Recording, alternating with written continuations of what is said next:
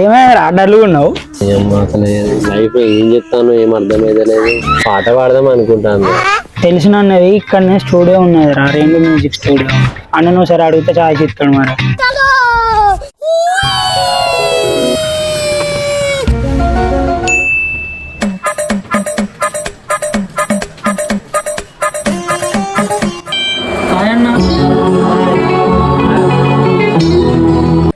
అన్న వాడు మంచి టాలెంటెడ్, నీ దగ్గర పాటలు పాడతాడట, అందుకే స్టూడియో తీసుకొని వచ్చిన.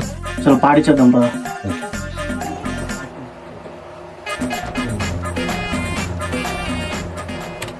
One two three go.